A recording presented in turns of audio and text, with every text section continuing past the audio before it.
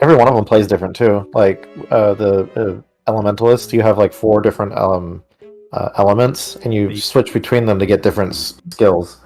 Uh, with the engineer, you have different kits that you can equip that it changes all of your weapon skills to something different. If I wanted to, or I can put down turrets, or I can put down elixirs. Oh, dude! Like apparently the engineer elite specializations are amazing. Like apparently, yeah. There's one specialization where you get your own mech. Yeah, I saw that. I was like, wow, okay. I know the necromancer. You just bringing up the dead, aren't you? Not really. It's more about condition damage and killing your opponents with like damage over time stuff. Oh, really? Then why are they called the necromancer? I figured you bring up a bunch of minions. I've got minions, but not many of them.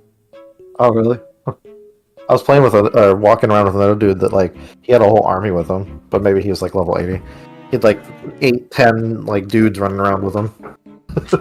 Yeah, I've got 3. For that. It's it's honestly when you start working into the elite specializations that you really realize how powerful the builds can be. As a point of reference, we're discussing Guild Wars 2. Oh, we're live. Okay. I was gonna say, are we live? Yep. Oh, I thought we were chatting. I didn't get the notification. And we're also live. Both are true. Okay. Both can be true at the same time. Sorry, folks. We've been gushing over our reemergence into Guild Wars 2, and hi. I still prefer WoW, but Guild Wars 2 has some fun mechanics. Just wait until you get to the deeper stuff, because you're like what, level 20 now, or what? Yeah, it doesn't feel as tight. Control, like there's too many loosey goosey things. I don't have like good rotation, like all that stuff. I feel like every level it adds a new button and like and I'm like this. I don't have 14 buttons to press. Like that's too many buttons.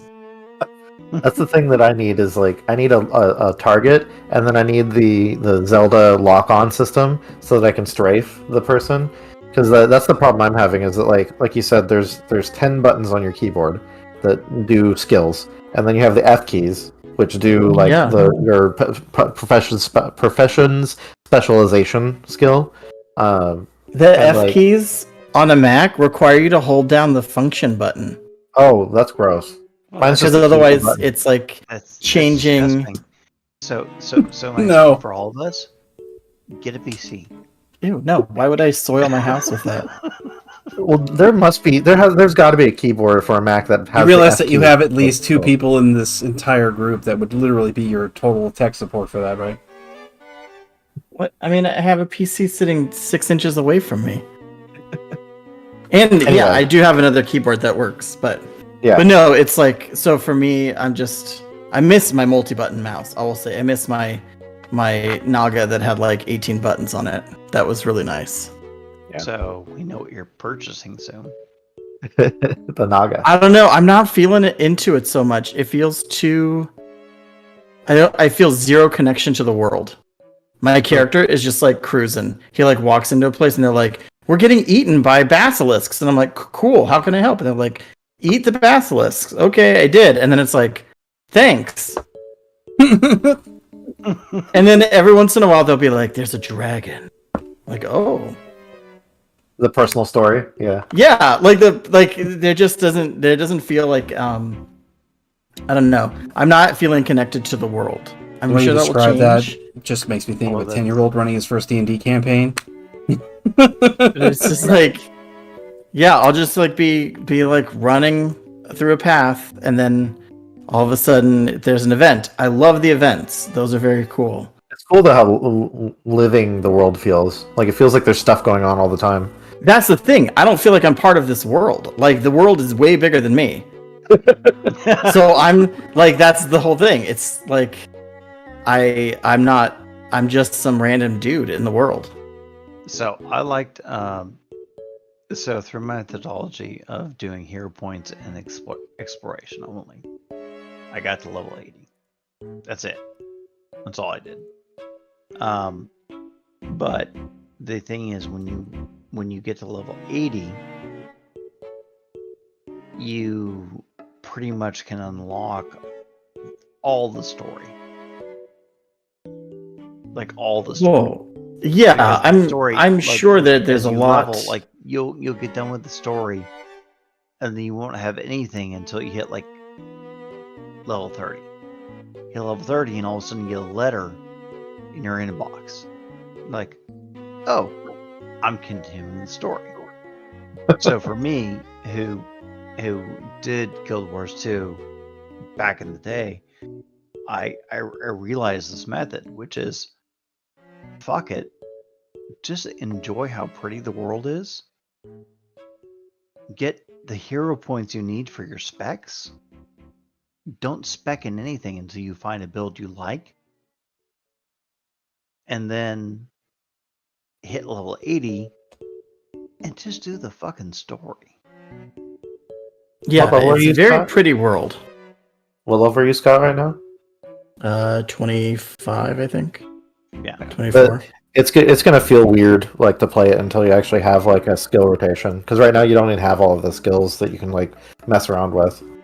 Yeah, I mean, I've got like a pretty standard combat rotation where, you know, I cycle through like 4 different things, and I've got a bunch. The Guardian is weird. There's like a lot of passive stuff that is always going.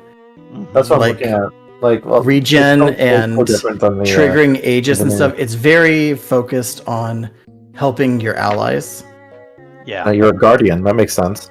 right? And so there's like a lot of stuff that I'm like, is this tree dude next to me my ally? Like, is this NPC considered my ally or not? But so there's those parts where like I'm still figuring it out. But like, yeah, the world does not care about me, and I can just wander freely, which is great.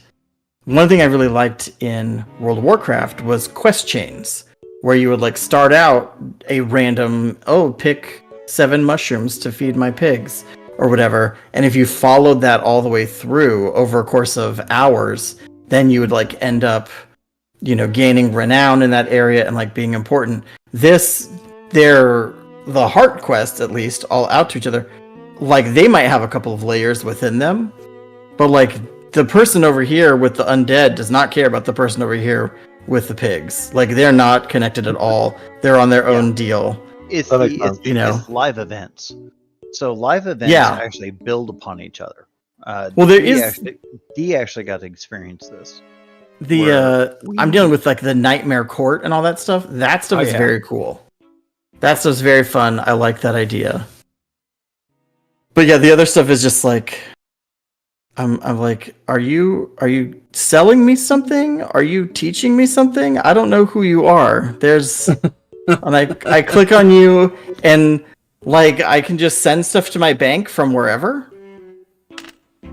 Your materials. There's a lot of NPCs. The towns are huge. It is like I haven't even gotten to like a real town. Like I'm still in the Yeah. kind of beginner area. Radosam, the capital for the Asuras, is like my nightmare. Oh, you Asura too? Huh? Are you Asura too? I have one. Yeah. Yeah, I've got 4 I'm- characters. 2 of them are 80 already. I do like the teleport feature of like the fast travel. You just Yeah. spend a few coins, yeah. Yeah. I didn't know you already had a few 80s. I Yeah, no, I started this up like in 2013, whenever they started or whatever it was. I'm just coming back yeah, I to mean, it. but I think you guys started to get me into it because I still Yeah. had your ex's like contact info in there. Yeah, we tried it. Then I was just like, oh, my ex is there. Delete. I like that was interesting. All right, should we play some Shadows? Yeah, we should Listen, probably Tyler, try. You froze. Scott, you froze. Frozen. Scott, you're frozen. There he goes. He's back. Oh, really mess briefly around before having we my hop right on in. Did you? How much phone did you as a actually look camera. over that magic rework thing? I looked over a fair bit of it. Let me just look Yeah. it up. I looked through all your domain stuff. I like the use of the Numa. Yeah. Numa. I do I'm gonna think. So yeah, I got down to rituals. That's where I stopped. Okay. I was just curious to see how you felt about it in terms, because I said what I'm looking for is, does it make more sense or less sense? Well, it feels more coherent. So more I sense. wouldn't qualify as being more sense. Yeah. Yeah. The previous system was a little scattershot and good stuff, but lots of gaps. This feels more like it works and flows together, and I have a much better idea of how to execute what I want to achieve. Without it being its own metagame, right? Like we were talking with the link, and okay, we gotta find a way to make this interesting without it becoming the other 4 players at the table roll their eyes and go to sleep while you sit and do the link. Right. Some solitaire. Yeah, and so this definitely I think is more accessible. Bill and Ken can be RPing their section, and I can be making plans. I like being able to plan what I'm gonna do. Yeah. And so having with the magic that's a little more That's a D&D that has a skill, 100%. Well, and I want there to be weight to stuff, right? So if I'm doing something in game that takes 12 hours to do, that shouldn't be R3D10 go. Okay, succeeded. 12 hours have passed and I've done this amazing thing. But it also shouldn't be okay, make a roll for every minute that you spend. Right? So it needs to find that in between. So I like where it's going. All right. That's positive along with the coherence element, so that's what I was looking for. Alrighty. Yeah. I was reading through the timeline is what I was doing this afternoon. So getting myself. Yeah, it hasn't been rewritten into its new final form. It's not this final evolved, but it's explaining everything as it goes along. Oh, yeah. And I love that you wrote down the Sovereign Soul. Oh yeah. Like I said earlier, we've talked about it. I've tried to explain it to other people, and I was like, nah, D says it so well, but it needs to live outside of his brain. And so seeing it then on the paper, I'm like, yes. Then that can be it, it's so much just if you're trying to do something to someone, everyone has that baked in protection. Right. You have to consent. Yep. They have to give you the permission to do so, otherwise it just kind of flops. Or it's extremely difficult to perform.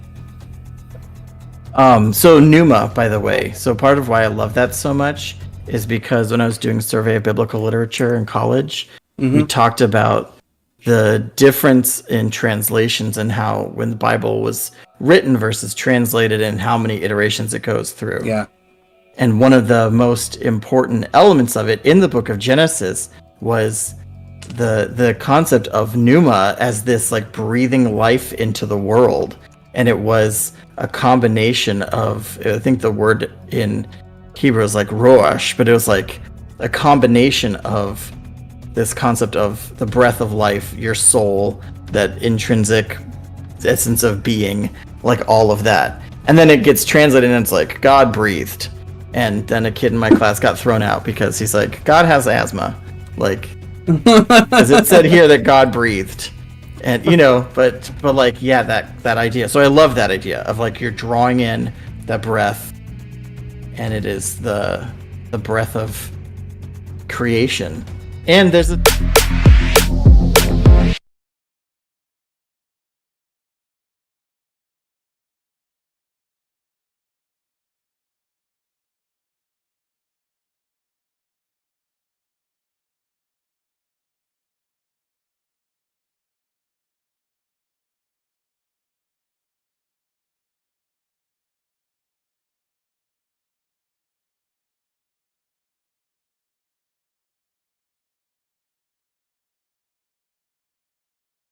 It didn't. I'm not telling you what you think happened. We're back. Yeah, we're back. Yeah, sorry about that. Something weird happened. I didn't touch anything and it switched. That's weird.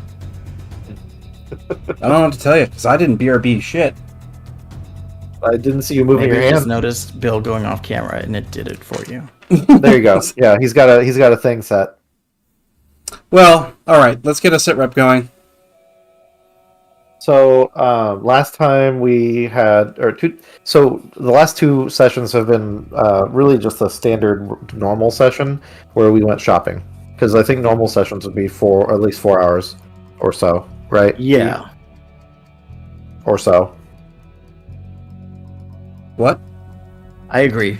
I concur. No, I Okay. don't get it. What did you ask? I said A typical session would be about 4 hours. So Yeah, a normal over session the last, would be. over Shopping the should last last last two two saying. episodes, we did Over the last- shopping. yeah, and that's why it So- felt like a normal session, because like the first one was like, oh, we did shopping the whole time, and then the second one was we did some shopping and then continued our quest kind of thing. Anyway, so we went shopping. We got weapons, we got armor, we got grenades. Yeah. And then we were trying to figure out what we were doing next. We're basically in a holding pattern a little bit, because of the three people that we were told to contact by Mr. Glass, we've contacted two of them, and they've kind of done their thing. And the third one is we're waiting for Memphis to kind of do his thing to get in contact with was it Emma? Yeah. And the whole reason we're doing all of that, for us at least, is because we want to save Silva, who is currently in a coma dealing with a curse. So that's kind of what our current situation is dealing with. In the meantime, Hugh was a little chaos goblin,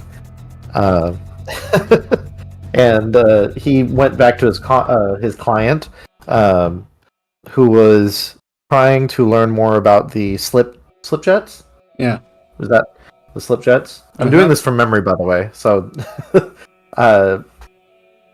anyway, these slip jets are these like inertia ignoring boots that make you go very, very fast, and are scary. And we've encountered them a few times. It's between not Dark Sun. That's who we were contacting. It's who are the two corporations? Dynamite Neurodyne and HD. and Neurodyne. Mhm. Yeah, so they're working together, which is horrifying for corporations because they never want to work together because of the almighty dollar. But they are working on this thing. And what Hugh had promised to his client is that in 72 hours, he's going to try acquiring one of these slip jets. Because getting one of these prototypes in the hands of someone else, well, I mean, that's what the client wants. Hugh doesn't really have any other motives behind that, besides that.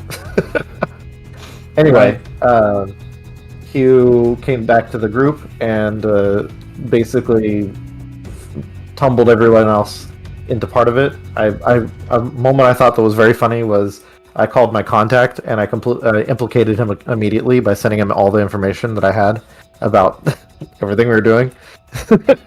Yep. Here's all the illegal material. Enjoy. Yeah. And then we started. So Barnaby and Malcolm went to a new concept that I had not heard of in Shadows before. So we must be peeking into the new setting a little bit, which is the Alley Nation, which both Scott and I misheard as ally, like you're my ally, not alley as an alleyway. But there you go. We learned ourselves that day. And so the Alley Nation, what I kind of got from that was they're pretty much a self-contained city within the city that's kind of in the back, hidden in the alleyways, I guess you could say. It governs itself. What's interesting that I thought is that getting into this, it feels like you're going back in time a little bit. Like the technology is still there, but it's like not as inundated as it is out in the outside or above ground world. Is that correct? one way to look at this is like, imagine the super blocks are nothing more than clusters of enormous boulders, where moss is growing in between the cracks between them. And that's what an alienation is it's these people that live in and amongst these super blocks, and they've formed their own, like, microcosm of this community, and they're big, because there's just so much room. Yeah, so... Big, at least in terms of what a gang might be, but, you know, not big in terms of the city itself. No. Like, the big thing that Malcolm and Barnaby are doing is they're trying to find someone who can help us help us with infiltrating wherever these slip jets are being manufactured.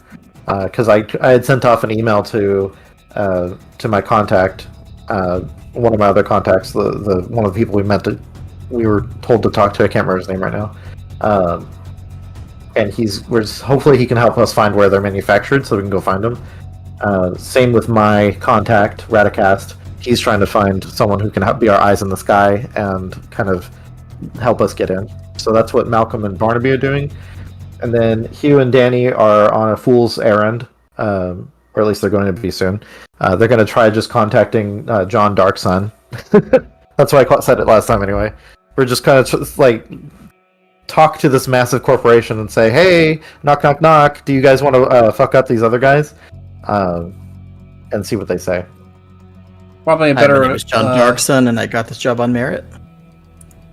Because it's just so easy to contact anyone of note at a corporation, right? You just call up the 1-800 number and you can talk to the CEO. Extension 1. Yeah, yeah. That'd be really funny if, like, in the future, like, they had extensions and they just didn't...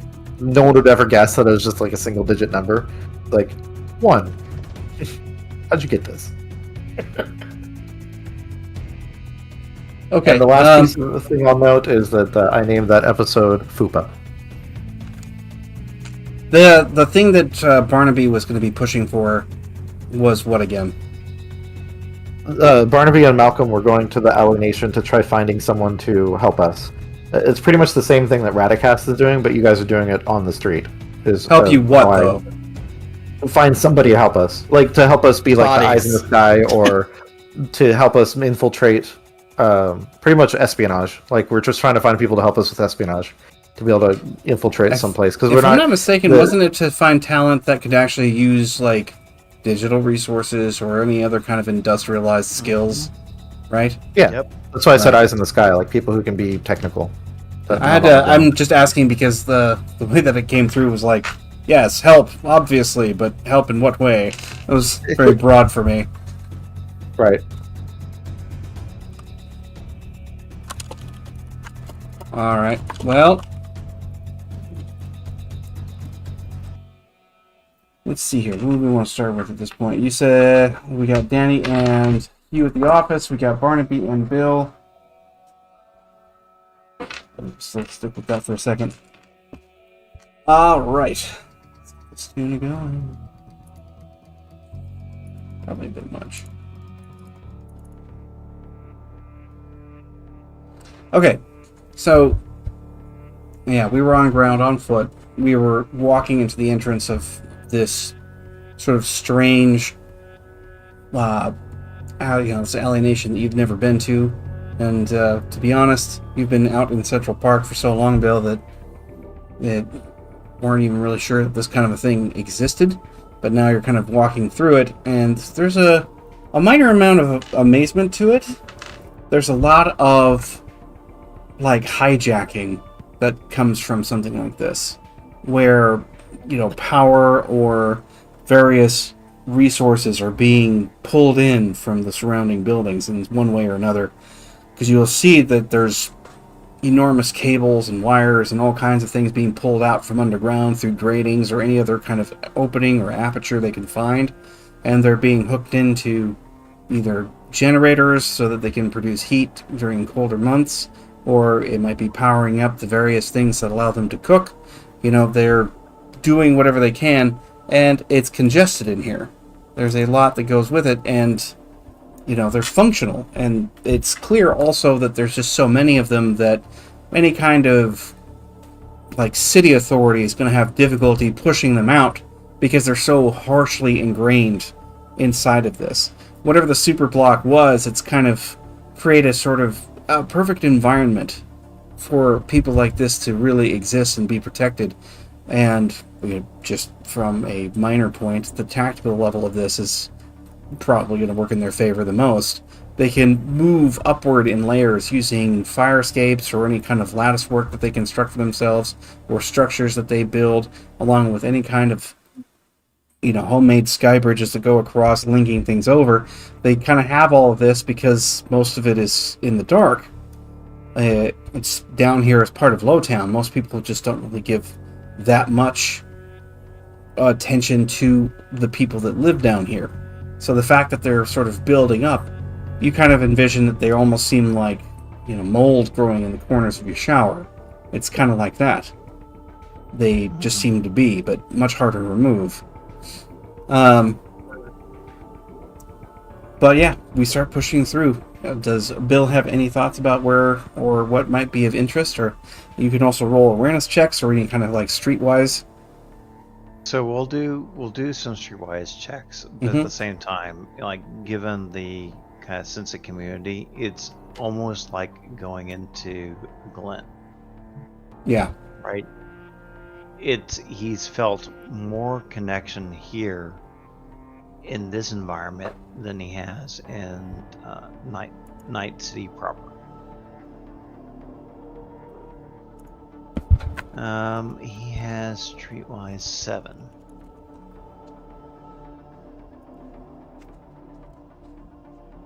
And we're rolling. And we're rolling. We're rolling. Rolling. Fuck it, we're going live. Rolling, rolling, rolling. Keep those thingies rolling.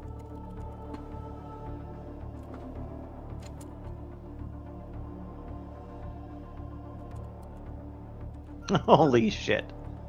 He's being nostalgic.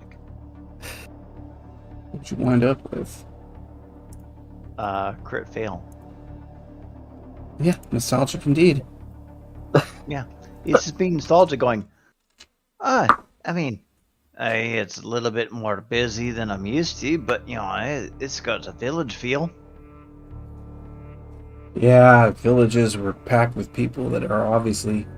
You gotta stop for a minute, it's like, well. I suppose a village that's larger. That's about it, isn't it? He just looks around and is like, yeah, I think all things considered a village makes sense. You look after your own, you protect your people. You can breathe it in and feel it. Well, and the aromas that that come through here are definitely pervasive, because you actually have something that smells similar to bread baking. There also seems to be meat cooking, but it's intermixed with everything else that goes along with it, and the natural smells of the city stacked on top. So it's this, I suppose you could say, a mixture of the earthy reality of the situation and something else of just being liberated from a lot of the high technology and nonsense. It sort of brings it back down to a point where humanity feels closer to where they came from. Yeah, and it's something Malcolm is just being, because of his crit fail, he's just being nostalgic about. He's oddly peaceful and being oblivious to he's oblivious to everything that's around him, but aware of all the things that are around him, because he's just going, yeah, this is just a bit tinier, bigger village. Yeah. Well, it's a while that you're here in these cramped streets. You're pushing through for maybe 2 hours, looking around, and people are looking at you in particular because you stand out. Barnaby still kind of stands out. His clothing is in good shape, but you're more, your fashion is really what does it. There's not a lot of people rocking the more traditional Scottish apparel. So you body armor with left arm like completely bare, targe and sword and kilt wrapped around him. Yeah. No.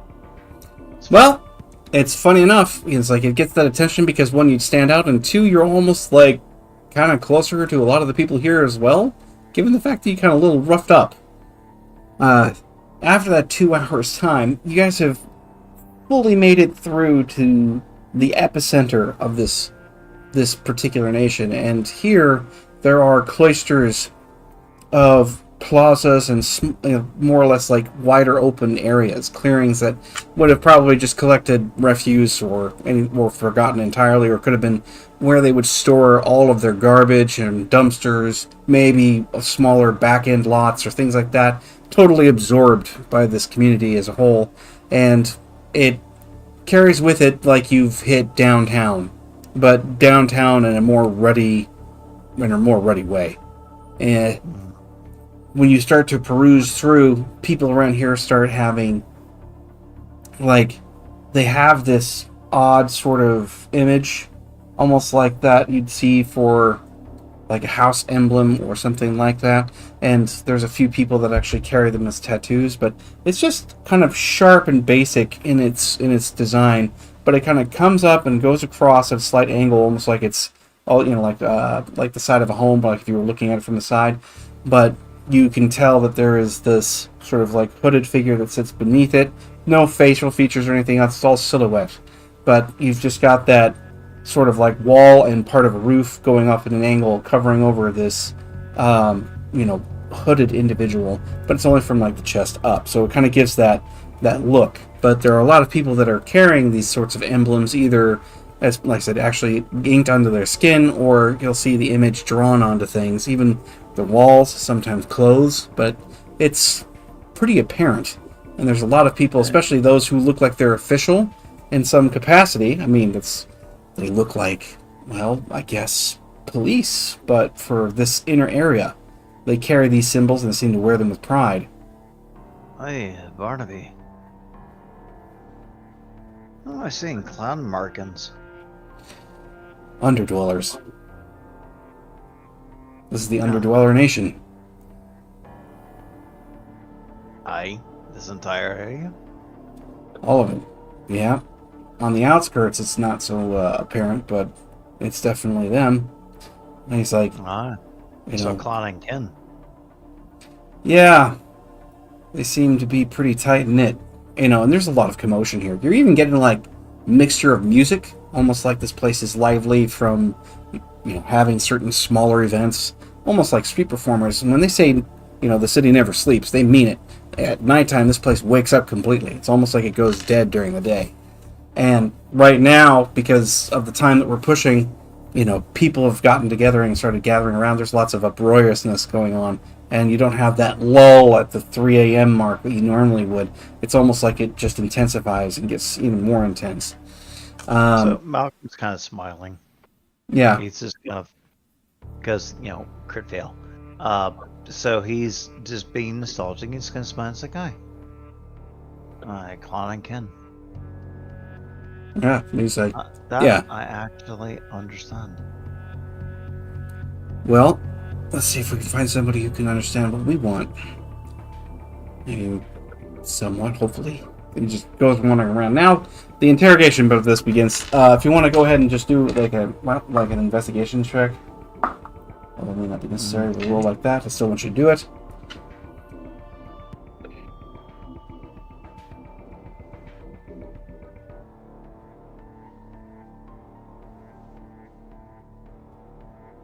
Okay, D19.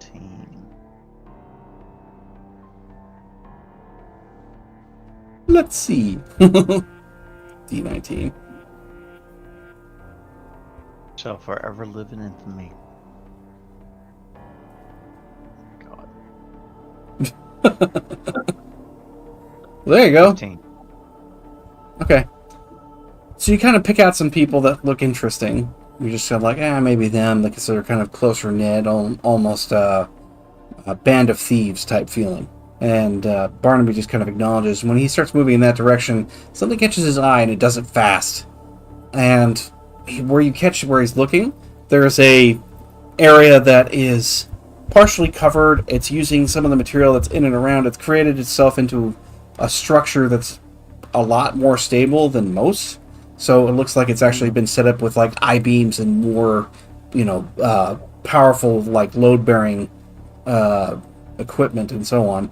And it's held up. You've got almost like on the one side there's actually vehicles. It's kind of like the really old, like I don't remember what they're called, but they're the ones with the wide mouth that they would like hoist up or like go and dig things out. But they were, you can put those on plows too. But they've got the big buckets in front, and they're holding up one side of it as part of that, and just keeping it in place so it's holding up one side of the roof.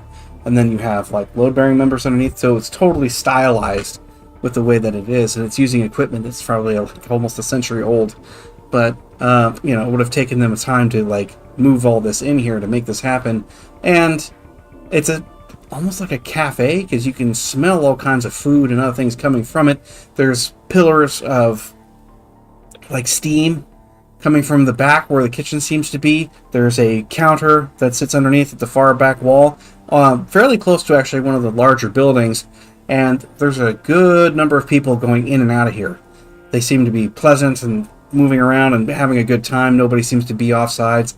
Barnaby's like, I got a feeling. This feels interesting.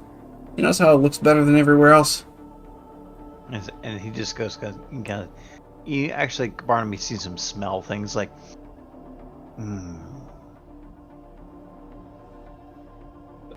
I smell black pudding. No idea what that is. He just goes walking towards the cafe.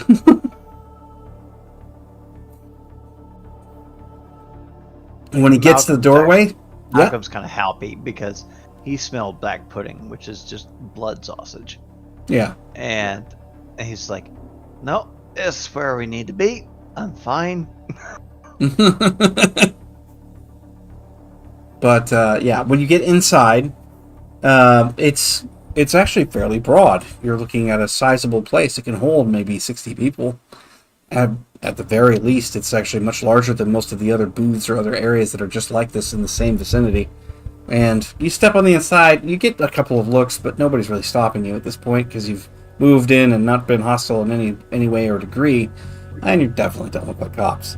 So when you step towards the back counter area, you have a man who's probably in his mid-40s. He's looking pretty thick. Really broad arms, too.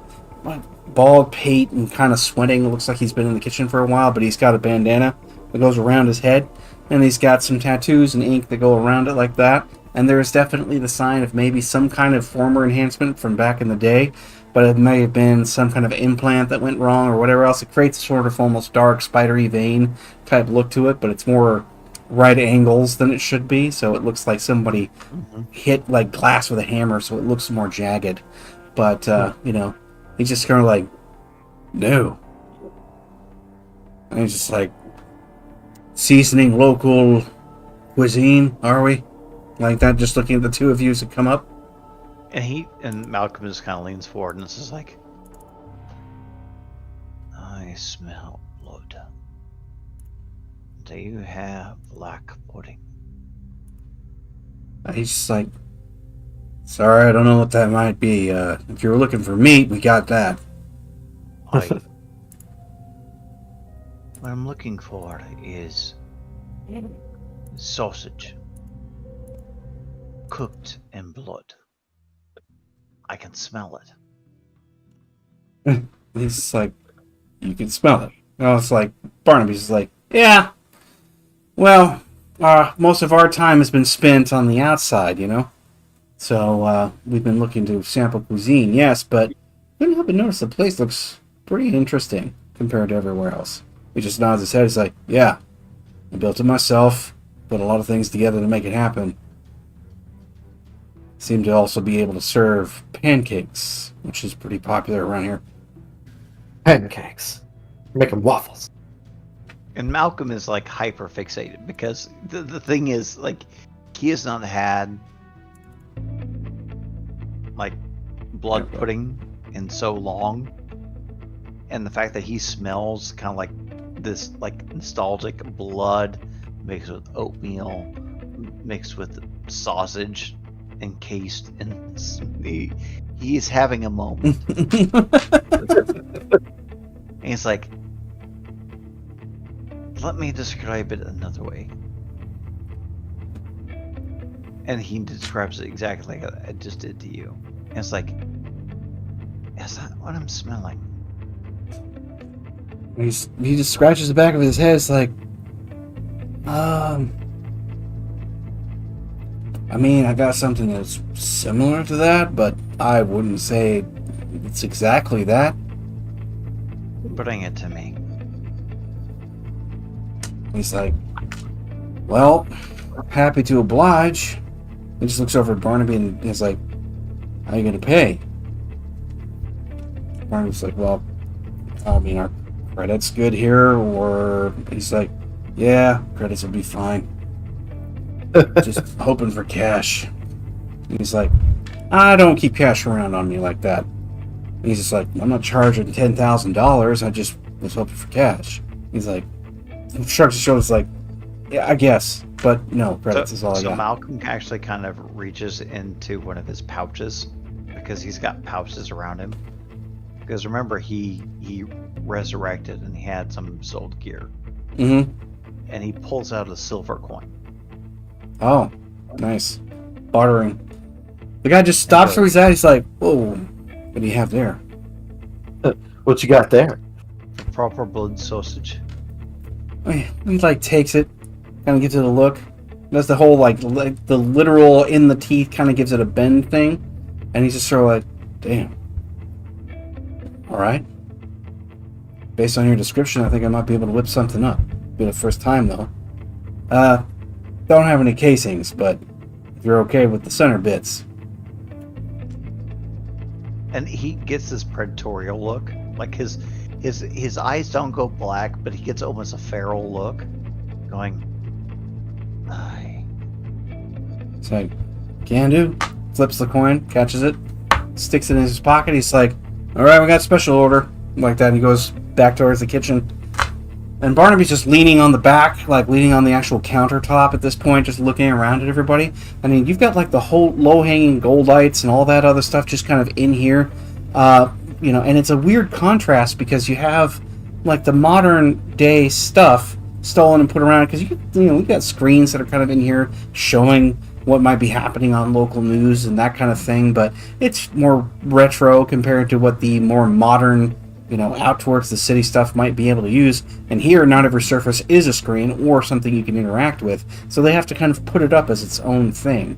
And that's pitted against, the steel girders and all the other things that they have to sort of mishmash together in order to make it all work. So you have this crossover that's kind of happening where time is sort of stuck, but accumulating sediment like the side of a river. So Malcolm kind of looks at Barnaby and is like, I don't, the reasons we're here is we're here. And he just leans in, he's like, the reason we're here is because I think this is a hot spot. But for me. And he's like, yeah, I've been noticing you've been liking this a lot. This He's kind of good. What's that? This feels good. And he's like, yeah, kind of does. Just nods his chin towards somebody that's in the far corner. He's like, see that? Investigation roll.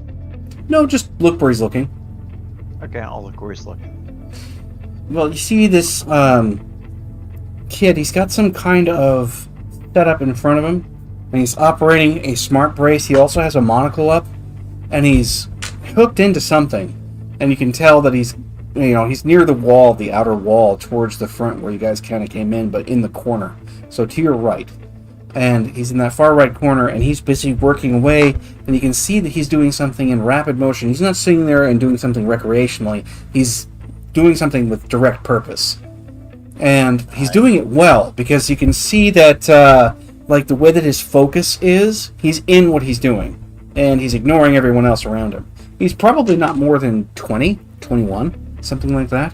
You can tell because his haircut is short on the sides. He's got that sort of youthful look to him, and his clothing is like that hodgepodge you can kind of get between leather, denim, and regular shirts and whatever you might be able to find for shoes. They're kind of loose at the tops. He's very much in that sort of punk style dress that makes him look like a rebel or a renegade.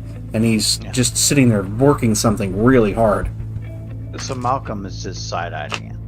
So he's not looking at the kid, but looking at the kid. Because, he's a couple hundred years old, so he's a kid. Yeah. And he's like, I got strong suspicion he's probably doing something he's not supposed to be doing and using this place as the ability to do it. So what do you think God's placed this child upon our path? I don't know if it's just him. He nods to some other people. There's discussions of individuals that are having quiet conversations, and they're in the outskirts of this little cafe area. There's even one that's actually leaned over. She's probably mid-20s in this case. They all seem to be fairly young in this place, but they're all sort of doing something at the outskirts. And this woman of 25 or so is like blonde hair with everything kind of put together in these wild braids, and she's more clean cut, but she's taking something and examining it with a skeptical eye. She kind of shakes around what's in the inside of this little package, and she closes up with a smile, and then just pats this person on the shoulder and leaves them at the booth. And this booth is just kind of, like I said, ramshackle, kind of like most of the actual furniture in here. Tables and chairs are kind of comprised of whatever they could find, but the guy just nods, and then he checks his tag to make sure he's got all the money he needs. And you realize that what Barnaby's picked up on is that this hotspot seems to be a place where people meet as part of doing odds, ends, or other work that normally couldn't fly anywhere else. And when you notice all of this, and you start to pick up on the fact that there is at least 2 other sets of individuals that you can find, all sort of engaged in activity that is similar to this, Barnaby just talks in your ear as you're kind of putting it together. He's like, and I don't know if you noticed, but there's not a lot of drones in here. Oh, hey. So, do you approach the child who gets into mischief? Well, Or do you kind of approach... depends. Or It's do like, you approach the merchant of secrets? well, in my opinion, you don't go around just throwing tables and trying to get somebody's attention without, at least asking the guy in charge, which my suspicion is sweaty guy cooking up whatever the hell your weird blood porridge stuff is. It would be fine cuisine, and He's you'd like- be deeply appreciative to have some. He pops out a cigarette and puts it in his mouth. And he's just sort of like, yeah, really appreciative. As he smells the nicotine, he just basically was like, I have bad for my bad habits. And he just brings out his pipe. Right. And he's because apparently, nobody gives a crap.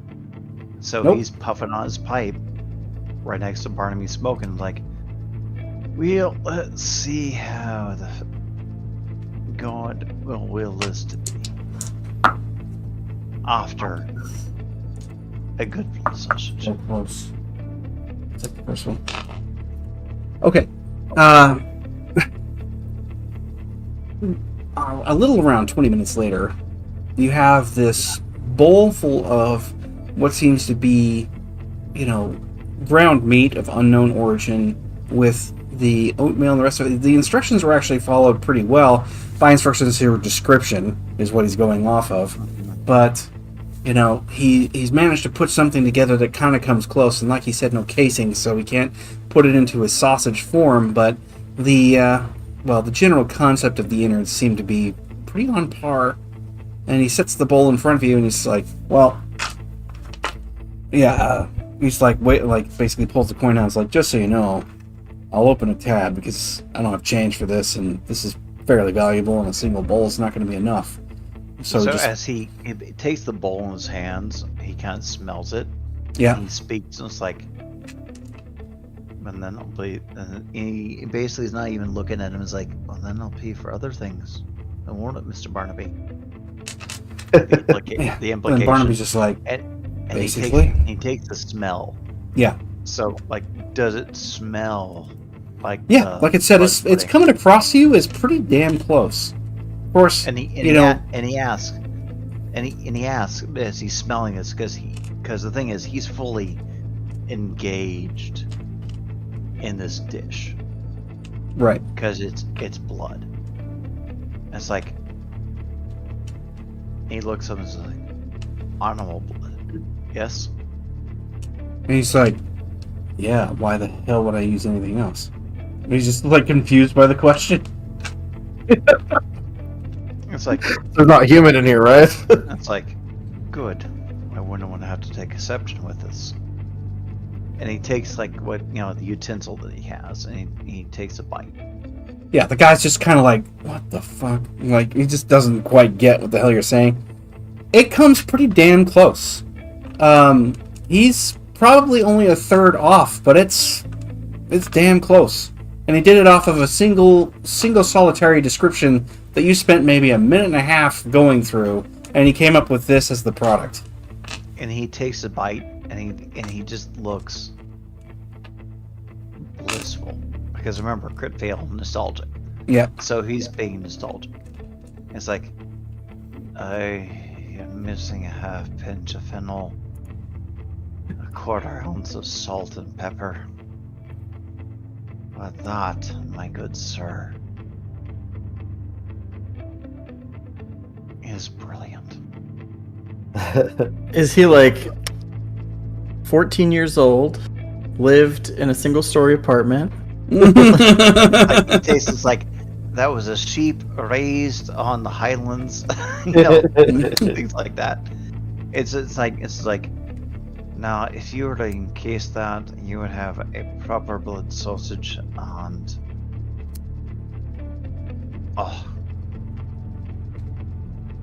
sir, you may keep the silver, whatever obligations you may see otherwise that my elsewhere companion may, well, finesse from you. He's like, Is up to you and him. right. But I am deeply pleased by what you have presented to me, and I am grateful. And I want to make sausage now. He's like, I need well, more casings. Yeah. He's like, well, you can call me K-Jax for now. And, happy to be of service. What the hell do you need? Like, and Barnaby just is like leaning in, just kind of watching Malcolm go through whatever this is. He's like, I don't know. I'm feeling all glowy just standing next to him. Like, he just takes a drag. He's like, that's not true. I actually need some help. And K-Jax is like, go on, kind of expression of no words. Alright, so, I mean, it's clear to me that your business operates in a very specific way. And, the clientele here come for the food, I imagine. And also, he, like, puts the cigarette out in what seems to be this dip you hear in the counter. this response from Malcolm in the background. Damn right, they do. As he takes another bite. Yeah. And he just, like, puts the cigarette out, and it's a little dip in the counter that seems to be an ashtray, and he's like, and apparently, you also facilitate means by which people can get things done that normally couldn't be done elsewhere. Right? And he just folds his arms, like, waiting for him to get to the point, is what it seems like. He's like, As Malcolm reaches in and, like, another silver coin, like, goes across the counter as he's just eating. Right. And he just looks down at the silver, he's like, puffs his bottom lip. He's just like, alright. And Barnum's like, just like he has a question in his head, but he lets it slide for a moment, and then he goes back to talking to K-Jax. He's like, so, here's the deal. No love for the corporations, obviously. These empires are entirely built and designed to do what they do. And he's just sort of like, you're stating the obvious, man. As Malcolm's eating, you're mutter, fuck the English. But he's like, so, it's like, that being said, just telling you what side I'm on, we need help with understanding something, and it's dangerous work, and it's going to require somebody with expertise. And since you seem to have... this is almost like a job fair for this kind of thing. I mean, look at this kid. Like, he just kind of like very, very quietly indicates the kid in the far right corner that you guys were looking at a moment ago. He's like, obviously he's got skills, but I don't know if he's got the skills I need. So clearly, you need somebody who can be like a rep somewhere, who can tell me where to go, who to find, right? Based on what I'm asking. And then Malcolm goes, and then Malcolm just kind of like, just like a subtle gesture, or it's just like, Right back at you, Grilly. it's like, or the lady behind us. Yeah, well, that lady left, but yeah, it's like Barnaby's just like, so, you know, yeah, like, you clearly have got people coming in here that can do things that I can't find access to anywhere else. Ajax leans his head to one side, just goes, ugh. Look, pal, I get what you're saying, and obviously you're paying, but if it's that dangerous and we don't know you, chances are people aren't going to start lining up to give you any kind of assistance, you know. You got to get vetted at least a little bit. Barnaby just raises his hands. Malcolm just kind of looks at Ajax and goes, "You, sir, have produced the finest thing I have tasted in centuries." Of course, Barnaby's just looking at you like, are you high? Like he's literally just doing that expression. K-Jax looks over at you, he's like, what is with him? And he's like, he's happy. This is what happens when he's happy. If you would ask it to do a service to you, so that we may accomplish articles, what task do you ask of us? He just like looks around, he's like, so you're paying. Now you're asking me if I have help that I need to make you trustworthy. Is that it? Well, I mean, Help me to help you. trust is earned, is it not? That's what I've been saying. Then We how earn it. can we assure your trust? And he just thinks about it for a minute and just kind of pulling off to the side. What are your names first? He's like, well, Barnaby, you heard him say it, and this is Malcolm. Malcolm McDonald, Clyde McDonald. And K-Jax is like, okay. Well, see, there's a lot of different things that could be of use to me, but I don't really know exactly what you guys are capable of doing. I do know that sometimes we have kids that get into more trouble than they should and need more protection. Then there's a few other bits, but maybe... And kind of, with that, he stops, thinks... If he's got anything... Well, he's actually got something that's... You know, you're on the wrong dice. You're on the wrong dice. There it is. That's more like it. Yeah, just... Love those players whenever I'm doing that kind of shit. Roll low, yeah. Yeah. Dude, I rolled a fucking 11. Never fucking fails. 11, Yeah, 11! gentlemen. 11. 11. So, he's like, okay. It seems to me like he's obviously the enforcer out of the two of you, but you've got skills too. I mean, it's not as if I can't tell you're not packing. He just, Barnum's like, looks down at his shoulder, looks back, he's like, yeah. I'd be dumb not to. He's like, right. So, I guess let's put it this way. Somebody who's, well, gotten into trouble, personal to me, who happens to be a pretty good hacker, gotten into some serious issue. And, not with the authorities, but with the target. If you can find a way to stress that target out to where they have no interest in this person, That'll get me enough to trust you pretty immediately. And then I'll find somebody who can do what you want. With easygoing task. Who is this person you're protecting? Gotta hear you agree first, nothing more before then. I can't agree until I know who you are protecting. That person The who compromise. like family. Is that good enough? Claude and Ken. He just nods his head, he's like, yeah, if you want to put it that way. Besides, He looks at there Barnaby. could be more of that in your future anyway, free of charge. And Barnaby looks at, he looks at Barnaby and goes, Claude and Ken. I'm satisfied. Barney's like, alright. Okay, yeah. We agree. He's like, alright. And then he leans in and starts to give you guys the details. I have to step away for just a minute, so I'm gonna go do that and I'll be right back. So stand by, everyone. 1 moment, please.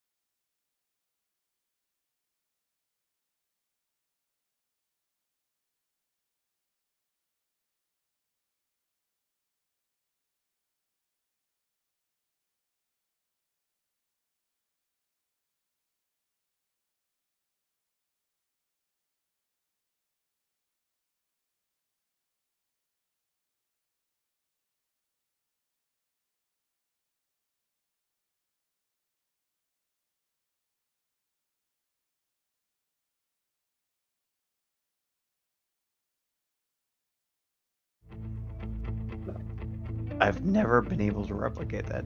And the one place where I could get haggis Yeah. in Portland shut down.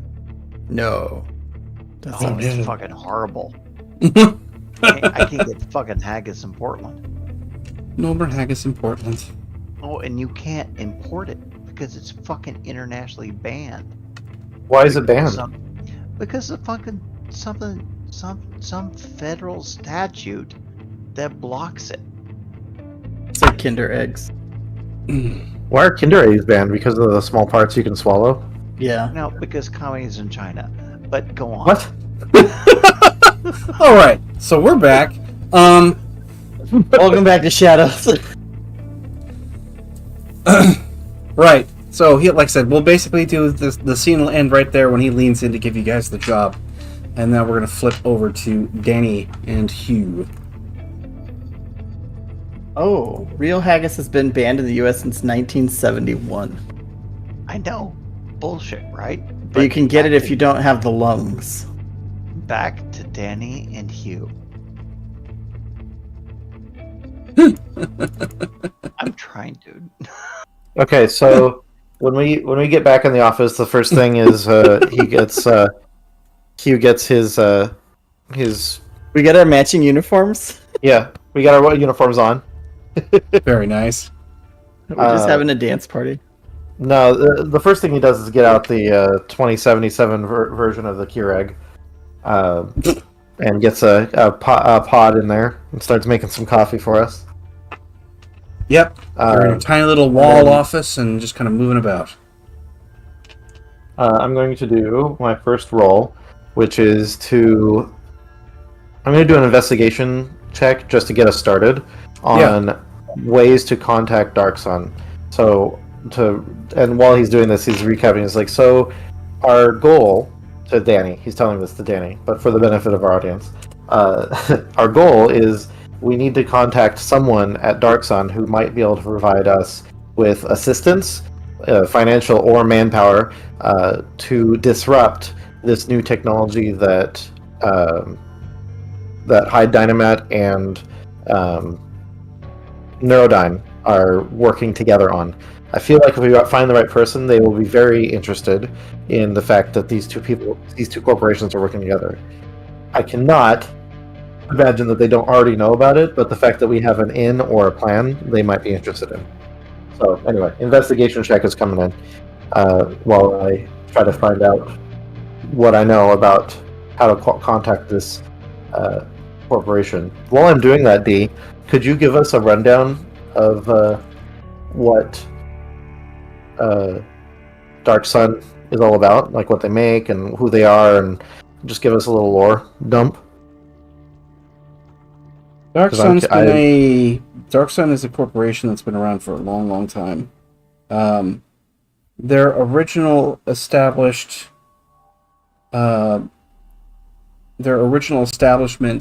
started early days, and they were kind of into everything. They were sort of the Unilever of this alternate universe. They spent all of their time diversifying whatever they could to better enhance and enable their holdings. But they were always run by a family in particular that it was the Silver family that ran this company for a while, and it interchanged the people as it went along. However, what makes them unique is the fact that they actually spend a lot of their time doing philanthropy of a sort. Now, in 2099, that philanthropy has turned into protective services of a sort, where their private defense contracts are built for extractions or for rescue attempts. They sort of fill in for where the FBI and the police can no longer operate within city limits. And where so many of these other authorities have been maxed out, they have their private paramilitary force that they employ, and these individuals are all about finding and stopping terrible things from happening to people. And so they're in direct odds with companies and corporations like Hyde Dynamat, or Neurodyne not so much, because Neurodyne sits more neutral, but they have their own ends. But you can betcha that whenever any corporation stands out of line, be it Bushido Defense Works or anything, they're there trying to prevent it from spreading or getting worse. That is their primary purpose, but they still act and behave very similar to what I just described, which is similar to like Unilever. They're into everything, so they have a lot of fingers in a lot of pies, and they do a very good job of staying that way. Well, I got a investigation of 18. I used a kicker dice, and Yeah. I got a 6. Excellent. So I'm just quickly checking something. He's consulting the archives. Not the sacred texts! No, I'm actually looking up the... There we go. Yes. Their CEO is Ezekiel McLaren. And McLaren was put in there as acting CEO after the original stepped down close to two plus decades ago. So the Silver family's no longer in charge of Dark Sun. Is he still acting CEO after 2 decades? No. He's Oh, okay. he's the CEO. That's what happened. He wound up being that way. So he's older, but he will be passing the torch eventually to another, who also happens to be, for those of us who actually remember, Avalon's grandson, as a matter of fact. Rip. Yep. So, yeah. You're trying to find ways to make contact, and you said you got, what, 18? 18 on my investigation. My investigation is really just pulling up my information that you're just giving me. So you're pretty much the information that's throwing in front of me about Dark Sun. I went on to NeoWiki, Yeah, And, the parts that aren't so clear is exactly who their paramilitary force is, and there's only rumors about their behavior. It's not confirmed or set in stone, but you anticipate that this is the way it works. well, yeah, I mean, I think it's kind of like one of those open secrets where no one ever talks about it, but everyone just knows that these corporations Kind of. engage They in all do this. keep a public face. They don't actually acknowledge this stuff at all. They never Well, that's would. what I mean. Right. It's just known. But yeah. Right, but I'm more creating a delineation between Ken's knowledge and Hugh's knowledge, making certain that Yeah. the character information is not getting mixed. Yeah, that's why I was asking you to tell me, kind of thing. Like I'm trying to keep that separate. So, yeah. So So like chrome berets and stuff. right. So, am I able to find anything with my 18 that would point me in a place to start calling or talking, or They have all you know, kinds like- of ways of contact. Most of them are in the usual fashion, which is, our administrative hours are from 6 a.m. to 5 p.m. Da, da, da, da, da. Like you've got a lot of those traditional outlets that you can reach out to. But if you're looking for more direct or backline routes, that's a little bit more difficult. And even with an 18 investigation, you haven't found anything that leads you in that direction yet. I've not found any solid leads. So I think at this point, I'm going to give some of my information and pass it over to Danny, and Mm-hmm. it's time for him to do his investigation on what he can find, because he knows more about the tech, so he might be able to go into the link and doesn't he have like an AI assistant at some point that was like with him? That was part of his penthouse, yeah. Oh, okay, he's not part of that right now. But Yeah. I figured, Danny, you can take. He's going to hand over. Is like, okay, so here's what I got on Dark Sun. See if you can find anybody who might. We can contact at this hour because it's like late at night, and B, would be interested in us contacting them. So I think you got to do an investigation check too. Yeah, so Danny, because he's pretty familiar with the larger corporate structures thanks to his parents, he has a pretty good idea of the types of people who would be publicly seen and available to take calls no matter what. Assistants, executive assistants, the folks who work 20 hours a day, all that. So that's kind of the angle he's gonna go. Yep. So it's good to Rock have and roll. some Let's see what you got. I don't It's remember helpful to what have sort of information. utility or technical skills does Danny actually have? Like any kind of programming or anything like that? Yeah, he's got programming. Oh, cool. I have a 14 in programming. Yeah, that means you could actually write software that could possibly find, or basically creating bots on the fly that go out and look for stuff that's not normal, And a 13 on interface. which will be going away eventually. Wait, what? Oh yeah. Yeah. That's right. 'Cause That's right. I'm like, not our no, skills. we updated that stuff. Yeah. Yeah. We didn't update the character sheets. Right. Okay, so what should I roll for what would be an appropriate roll? Roll if you wanted to do you can do two rolls. You could make a programming check if you'd like to go down that route where you basically on the fly write up a couple of bots that just start scouring the whole link, Oh, looking yeah, for that's backlines and stuff definitely- like that. Yeah. Yeah, It'll take yeah, you a little that's- while, but you can do that. That's definitely more Danny's style. He does not want to be doing traditional research methods, despite yeah, I you mean, he was endeavoring old it school. upon him. Yeah. Despite the fact Alright. that they're like 15 years age difference, maybe. It's like, Right? But that's a So- huge difference when it comes to technology. yeah. So make the programming check, and then I want you to make the investigation check, and depending on what your programming winds up with, it'll have an impact on your investigation. Because they can look and search and do all kinds of stuff for you. Ooh, that's good. 22. God damn! God damn! God damn! So 22 programming, and then investigation. Yep. I'll say that easily gives you a +3 advantage on what you're doing right now. Should I add that into my investigation roll? Please. Okay, so that gives me a plus 13. Wait, what? Your investigation's higher than mine because of this advantage. Well, I still rolled a 2. Oh, well. Okay.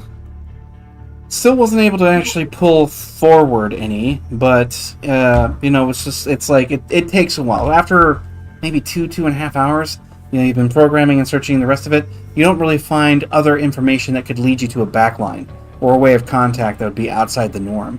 However, while he's doing that, Ken, if you want to make one more investigation check that's going to be more on the gumshoe level of things. Yeah, just looking for like intuition and like things and stuff Well, like that. it's doing the traditional stuff, which doesn't get used. A lot of it's usually a lot more brute force, kind of like what Danny's up to. I figure we're working off of each other, right? We're bouncing ideas off. Yep. Oh, what about this idea? Ooh, that's good. What if I do this with that? Like, Yeah, and it's good and to I'm have a pretty second- sure that. Yeah, I was gonna say, and I'm pretty sure that Danny's getting a huge kick out of this because he's using skills in a very proactive way.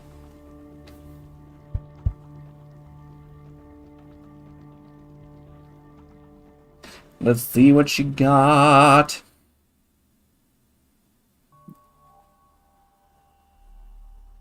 Type. Are you proud of me? I remembered the exclamation point thing. The hell? Good job. First, X1 win. I'm very curious. What?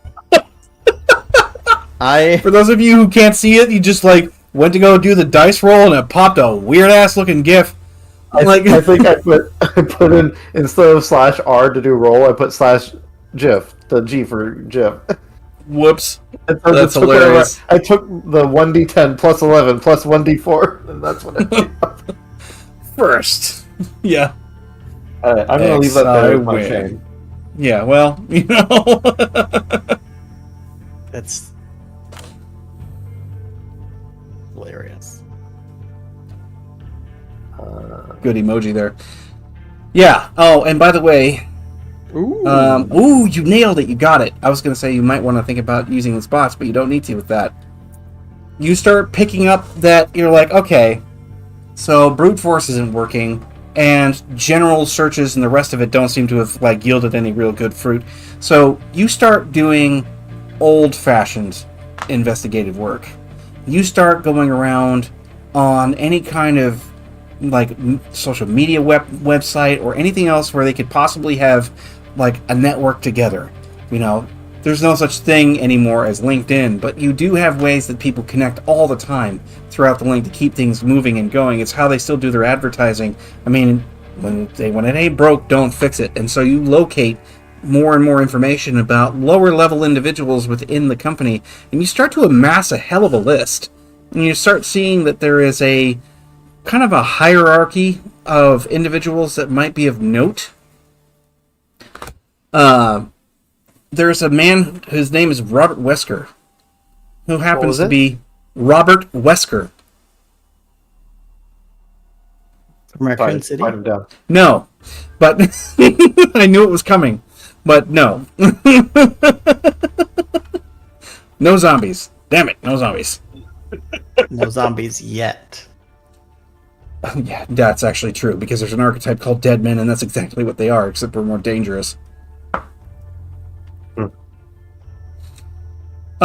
So Robert Wesker is he's in that mid-level space. Now, he's not in the higher-up administrative office or anything else like that, but with what he does, it seems to pique your interest. He's part of the department that is responsible for working with R&D and other innovations that come from out of Dark Sun, and he's also like kind of an operations manager for several other teams, most of which are unknown. But he has contact information that you were able to locate, and that is a huge step in the right direction. Nice. So yeah, I mean, while he's working, he finds it and he's like, "Haha, we got it, Danny." Like calling over to him while he's tapping away at his pad. Yeah. Well, and you're working within like holographic environments and like actual hardware. so Mhm. you're going bananas. But yeah, you've got this Robert Wesker, and it's got his tag number on it. Does it have a contact, like a phone number or email? Tag number, yes, that's what I mean by tag number. Is his phone, Sorry. like Nice. whereas his comlink or UCOM or whatever you want to call it, because there's a lot of slang. But yeah, His work Sona. Persona. I don't like that. It's because we all have one and we refuse to acknowledge it. That's what customer service voice is all about. Well, so that's what's crazy. Is I'm the same person I am at work. I just cut out all of the stuff that would take me to HR. That's why it's the work Sona. I don't suspect you'd be sending your clients any of those crazy, weird gifts you have. Or the poor unfortunate things that seem to be manifest in what, plugging in a USB port might look like if... Anyway. I'm going to give him a call. I'm just going to ring him up. Oh my god. And It's like 2 in the fucking morning. He's going to put it on speaker or connect it to Danny so that he can hear everything that Robert says, just in case. And it's like, hey, take notes. Record. Does he pick up the phone? He actually picks up the phone. That's weird. Alright, it rings twice. And you hear this like, ugh, who is this? Like on the other end. Robert answers. Okay, just a second. The moments before the call comes through, I'm thinking. Well, think quickly.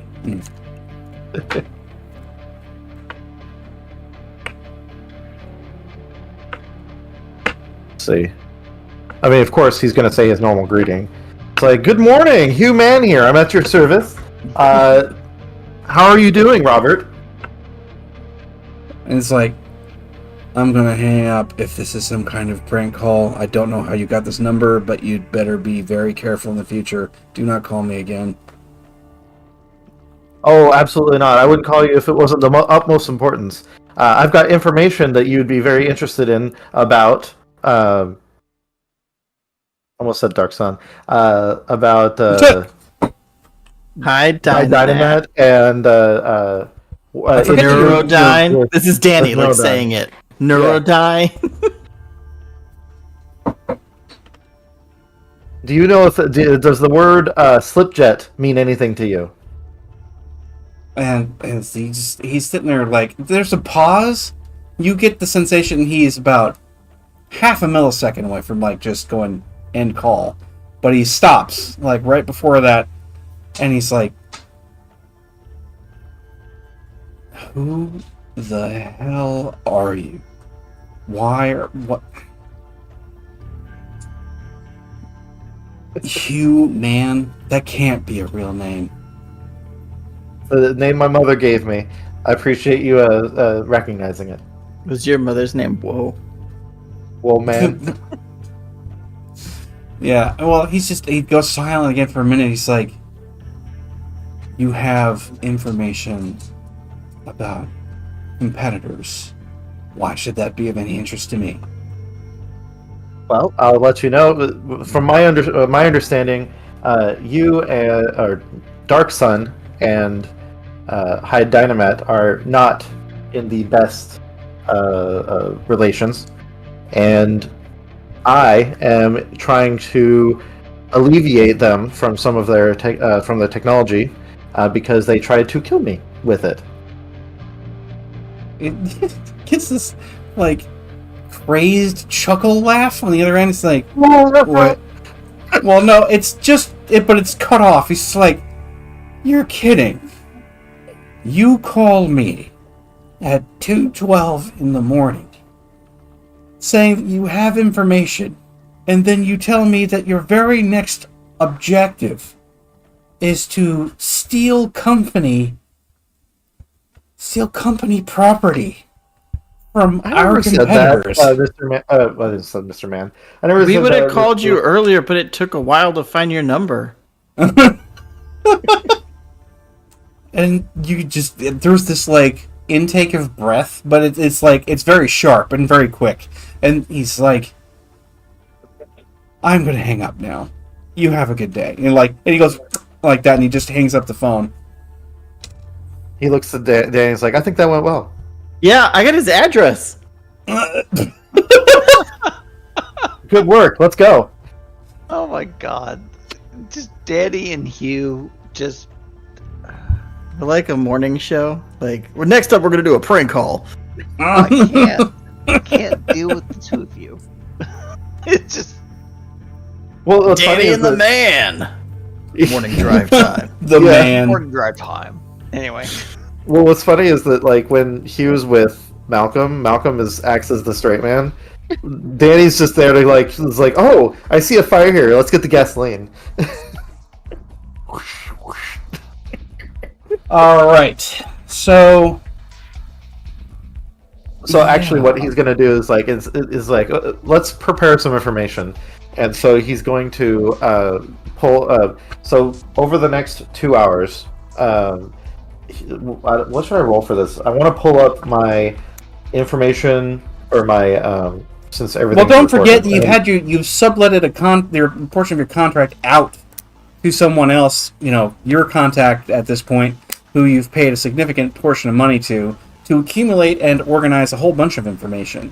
You also have your own like referenced information from the fight in the hallway where That's what I was this gonna thing say. showed up. I wanted to compile that information. Like, I wanted to get the information of the fight that happened, showing the slip jets Yes. in action. There's Yeah. all of that, but as DM to player, I would actually more focus not necessarily on the information, but your argument on why he should give a shit. And, well, you know, that and what would convince him that stealing one of these units would be in his best interest. That's the part that's really going to have to sell. Information's great. Getting him to literally do something that is not just illegal, but it could also be problematic for his corporation, his job, and his livelihood, that's a bit harder of a sell. Yeah, I got nothing. Okay, so I was like obviously just talking out of my ass earlier, but like, could Danny pull up the guy's address based on? Yeah, if you wanted to phone give and me, everything? because you're right, I was going to have you roll anyway. Why don't you just go ahead and take your bots with that same +3 investigation? All you do is reconfigure on a single target, and then off you go I'm a rolling investigation then, yeah. with a +3 bonus. Yeah. Yeah. Okay.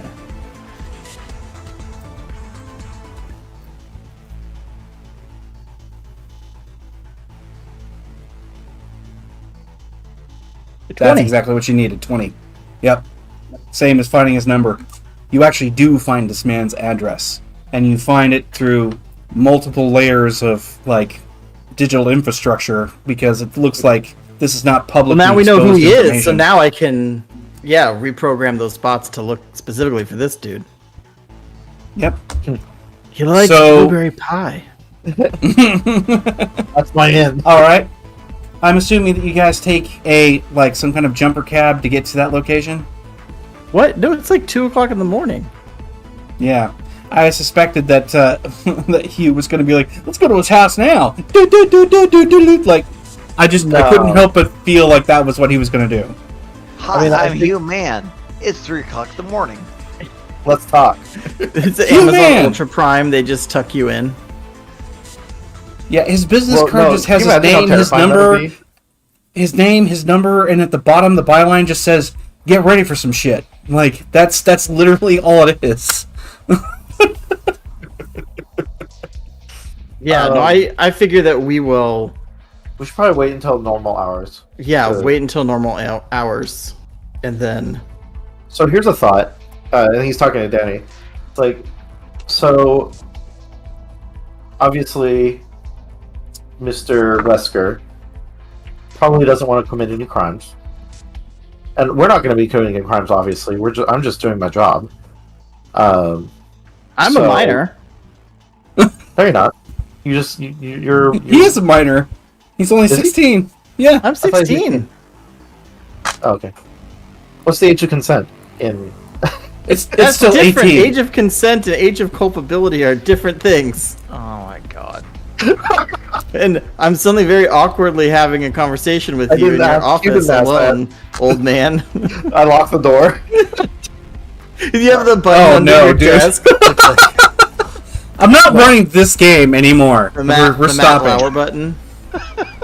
No, it's like, so what could I was thinking that maybe we can invite Mr. Wesker from via my business to a business meeting, and we can.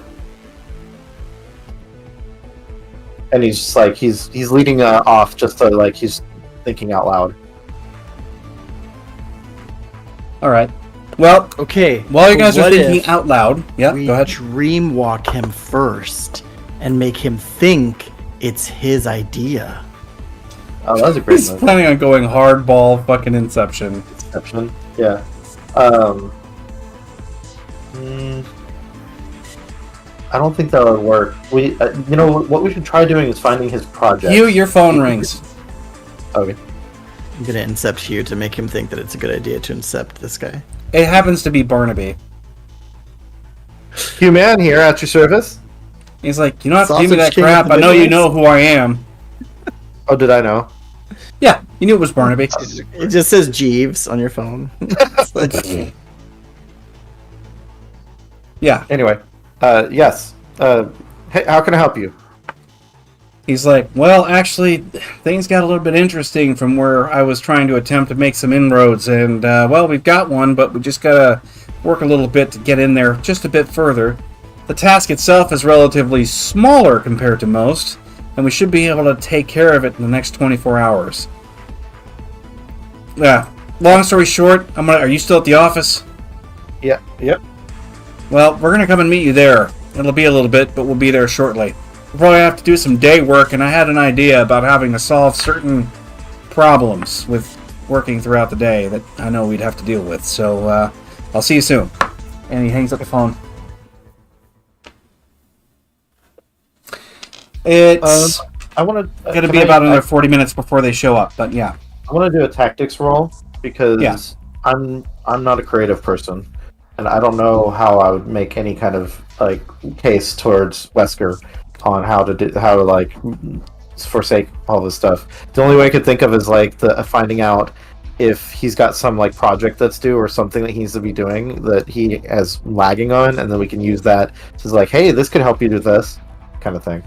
Do you have the but- persuasion skill? Persuasion? Yeah. Yeah, I've trained two ranks into it.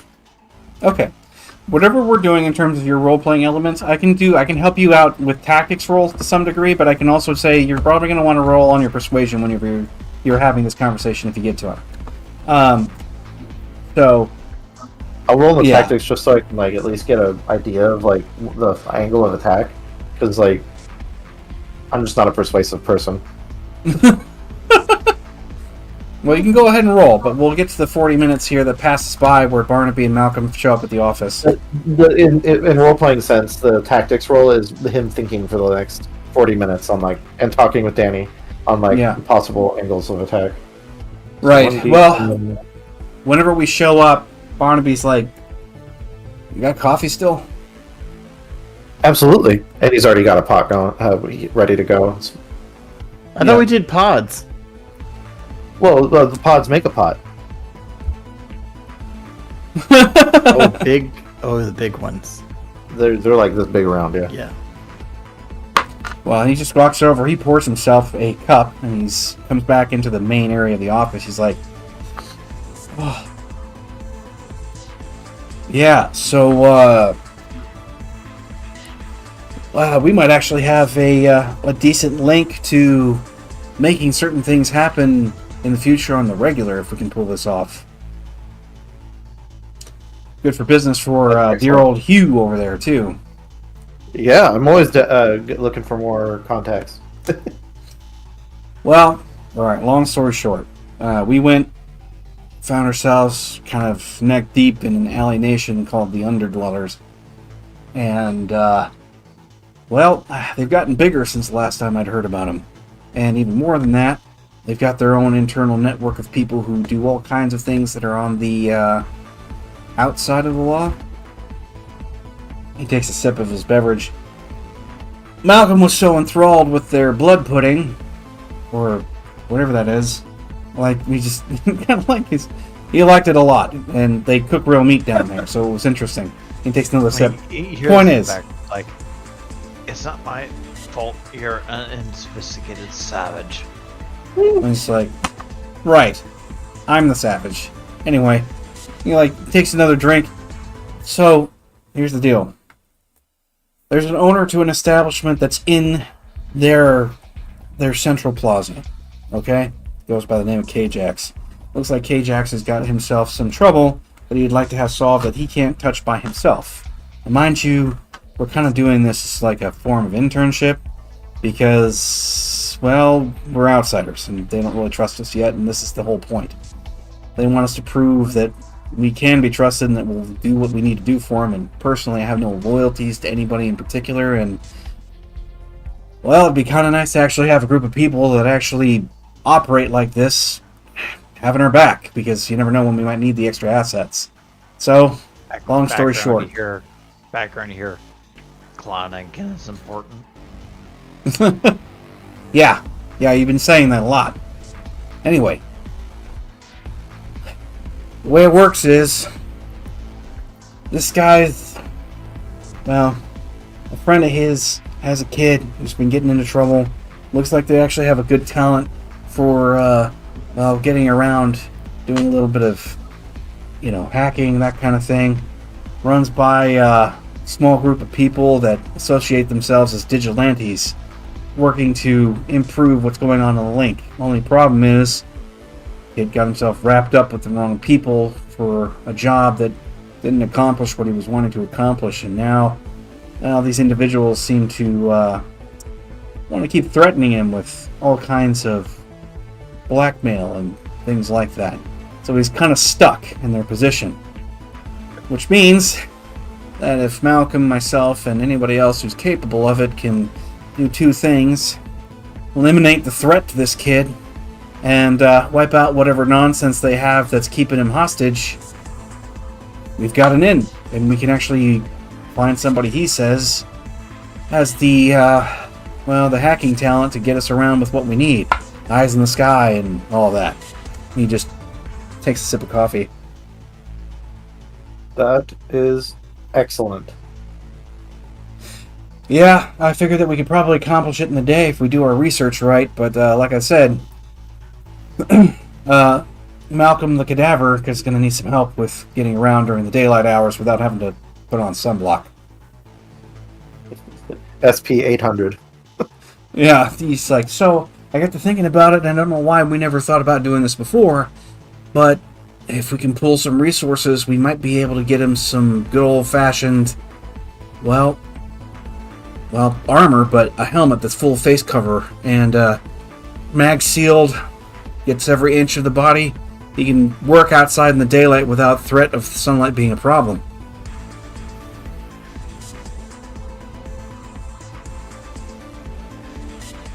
What do you think of that, Besides, Malcolm? won't slow him down any. Might even give him something of a HUD. Might be able to work with some of this technology. Gravitational pull HUD. I shade from the God's given light would be appreciated. He's like, however, the helmet thing means you're going to have to deal with this somehow. I'm not saying cutting off, just saying wrapping it up so that when you put the helmet on, it's not a problem. I don't know how you're going to stuff all that on the inside of a... Well, just don't know how you're going to do it. It's like, oh, I'm sorry.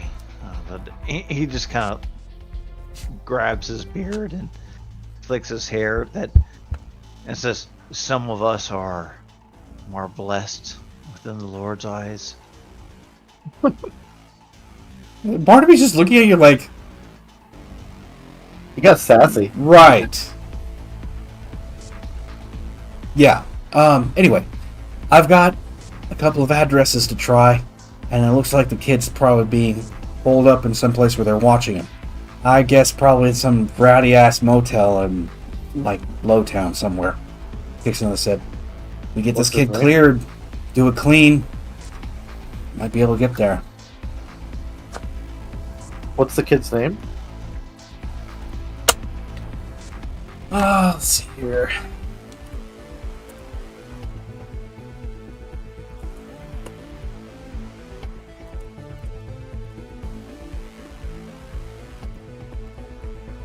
Sarlax. No, it's Stephen O'Hara. He's got a street name that he lists off, but he's just like, So an Irish lad. yes. He's like- you know, you just give me the direction. He's just quite pleased with his blood pudding, so he's being saucy. Yeah, It's like, I mean, if we really need the line here now, just give me the place I need to be. he looks at you and he kind of smirks for a little bit. It's like, as much as I would love to see you tear through a bunch of little ingrates as they try hopelessly to stop that from happening, there's another part of this that we need to get some help on, which is kind of where I think he points over to Danny. He's like, he comes in. Oh, Because the only so person I know you of just treat- who could be more destructive on the level of get rid of the thing that they don't like to have around, that would be him. Yeah. And I got grenades. He's No, we're like, not using the not grenades, grenades. He also comes over, he's like slaps your shoulder. He's like, not grenades. I'm talking Like about an orbital wiping or out something? data and information. So Malcolm just looks at part of me and is like, oh, so I'm the least destructive among us. No, physically, you've got it going on. No problem. But when it comes to him, And he yet, actually knows how to turn a computer on. Oh, yeah. Digital grenade. I'm hoping so. He just like looks over at you. He's like, because we've got to wipe out a bunch of stuff about his illegal activities and make sure they can't use any of it. Ooh, self-replicating worm that eats the data. Oh. Start If I can programming. do that, we're already in the right spot. so am I not understanding things? I made that gift just for you. We don't want to kill them.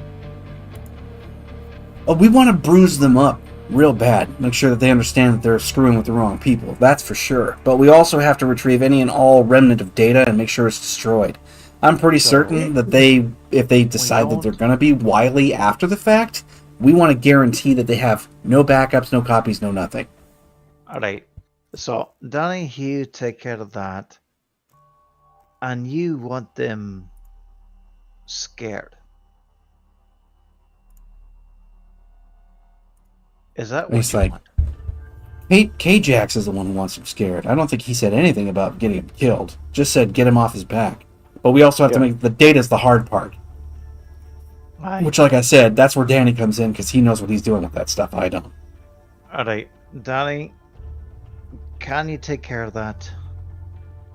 Because I assure you, I can put the theater code into them. Are you mimicking the tail? Yeah, I mean, I have messed up many computers on accident. I'm sure I could do something on purpose. That's all I'm asking. Aye. And then I think I can do my part. All right then. No killing, yes. It's like you and me. We're basically going to be the backup, make sure that nothing goes wrong on the outside of things, or at least act as a distraction. If nothing else. At your service. Great. I think we're already on point then. All right, Danny. So, I got some better judgment. So, I go in and I teach them God. In more ways than one, yes. While they are distracted and not able to do what they need to do, and he just does this like hand movement, like whatever the fuck you do with technology. If I do what I need to do, will you be able to have this access and do what you need to do? I don't Well- know. I don't know what's. I mean, We have to do our research first, Malcolm. We can't just expect that he's going to be able to magic himself in there. Or maybe. Like, he just kind of turns around and it's like, honestly, we've never really put you at the test for anything crazy. We could see about a really fantastic entrance. I can't even believe I'm suggesting this. He kind mean- of scratches the back of his head. He's like, have you been working on any of that portal stuff lately? I mostly do it to annoy people, but it could work in our favor. Yeah, if we get solid insider, that would surprise the hell out of me. The more I know about where I'm going, the better. Well, let's get to it then. We got some work to do. Although he like looks down at the smart brace. He's like, actually, I'm gonna we all get some sleep first. Around 8 o'clock in the morning, we'll see if we can't do it, and I'll get you something for all that skin. Pointing at Malcolm. Getting him his second skin. Did you ever watch Day Shift? Yeah. Good movie. Well, The sunblock on the vampires. it is now top of the hour, so we will conclude it there. But we have something of note and interest to work with, and hopefully a short sort of byline to the rest of it, and then we can move on to the rest with Robert Wesker and so on. Not to mention the fact having assets like, full-blown connectivity with the underground and a few other things. I love that we randomly called and he answered. I rolled on that, Hello? man. That was the dice. Well, it's just like he just said, "Who is this?" Like, because we're And talking then about a he's private like, number. "Oh, is it grand larceny?" Yeah, he's just sort of like, "You want me to do what?" Like of course he's gonna say that. So I bet you it's like- a needle on him though. Like, because I said some Image. key words. It's an image in Discord. So there's the mask. Oh, dang. Oh, it does that stupid thing where it has like I'll have to look at it later. All right, well, I think that was actually a pretty decent run. That's cool mask. Nice. That was a pretty decent run. I You're feel a like the runner, world is really. starting to flush itself out a little bit, and we're getting everybody sort of thrown into the mix. A little bit of gelling. I like it. Thanks to our viewers. Yeah. Kind of pushing it through. We just got a bump there towards the end, so thanks for everybody for watching, and I appreciate it. And we're going to got more next week, the Thursday. We're back on schedule, back on track. We're going to do it some more. So we will see you guys there. Take it easy.